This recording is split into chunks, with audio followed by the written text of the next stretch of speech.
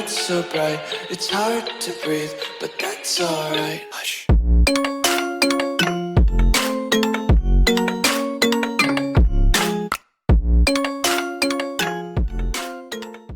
Hello, my fellow explorers. It's me, your leader and guide, Captain Mayday. Today we're going to be exploring planet Alpha Charlie. Alpha Charlie is a verdant planet. It's basically like a water world with a few islands that kind of form this mass that goes across most of the planet. The weather here is mellow. The age of the planet is 1.10 billion years old. So not the youngest one, but it's not the oldest one by far. And yet this one actually has trees and a lot more life on it than the other, than the last planet, basically the last two planets. It seems like it's more evolved than the other planets were. The atmosphere contains 52% oxygen, 25% nitrogen, so the settings for life seems to be a lot better, especially for carbon-based plant life.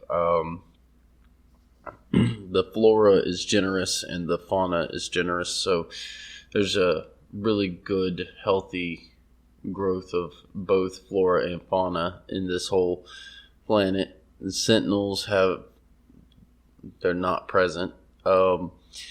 Notes: former exo-moon.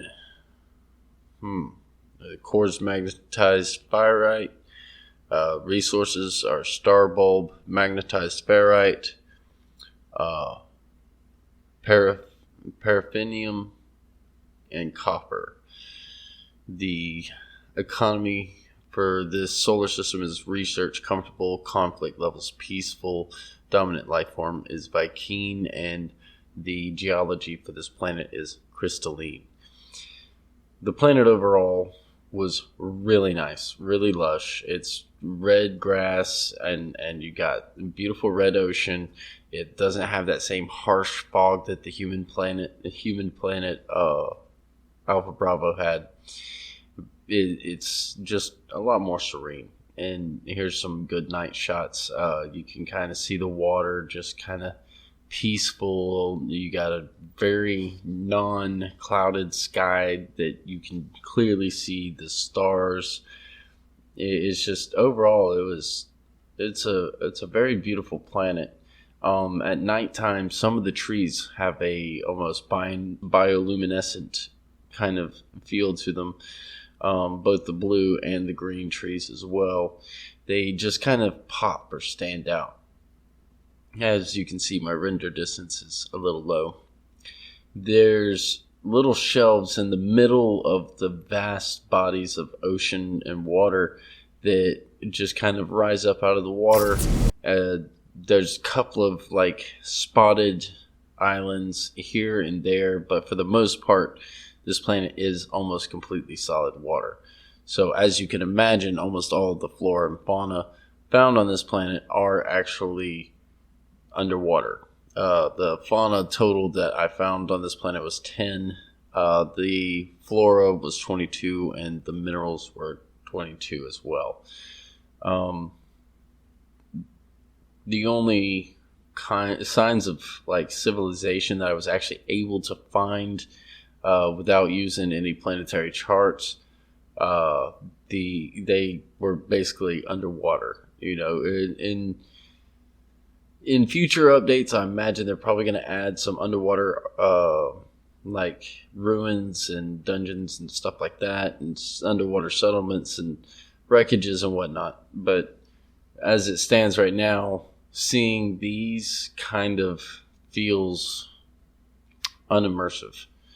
Once you get out to the open ocean, it's a little different. You don't really see those checkpoints as often, but you do get to see this beautiful open ocean kind of view with these spire-like stones that jut out. You have, the teeming life in the ocean as well. The nighttime is just as beautiful. You really can see a lot of, it's not like it improves the vision any, but you can see a lot of, difference between the actual daytime and nighttime whenever it comes to the actual water because of the state. And like I said, most of the flora is underwater flora. There's a few of them that are above ground, but not as many as you think. My overall theory for this planet is it has an overabundance of water. Possibly started out opposite of its the first two, Alpha and Alpha Bravo. I believe that this one was probably an ice planet that came into orbit around the sun, and once it started its orbit, it started to thaw out. As its orbit settled over the past 1.1 billion years, then it kind of it developed its own moon, and it developed its own teeming life once the ice on the planet itself actually started melting. Now, I know most of my theories for a lot of these planets are wrong,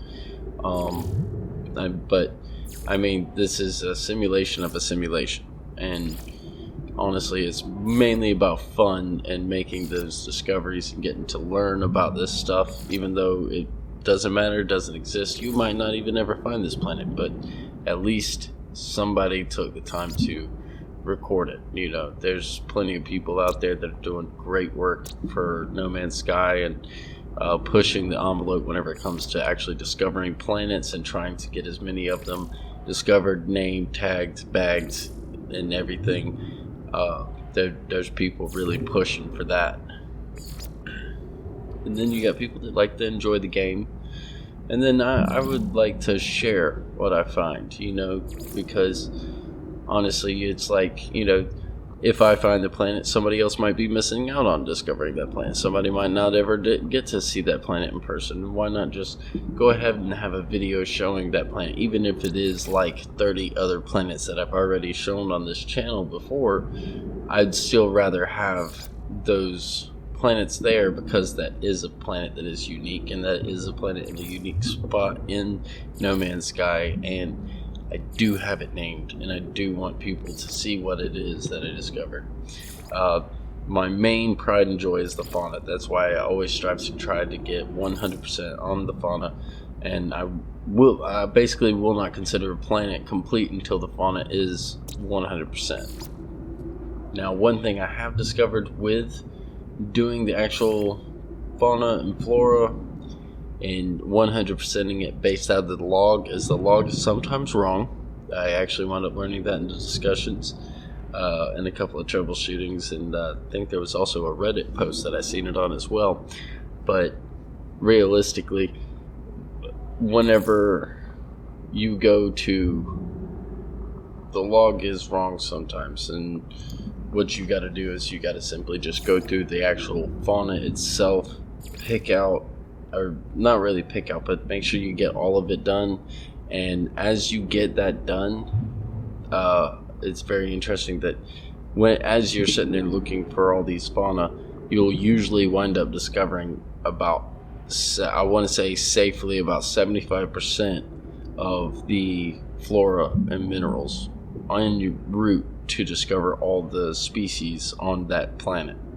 So thankfully that's helped me out a lot, but there was a couple of planets where I discovered 2 more than what was in the log as far as flora and minerals go, and then there was one where I actually could never find the last one, and I don't know if the planet even has, I believe it was 21 and I found 20, but I don't even know if the planet had 21 flora or minerals or whichever it was.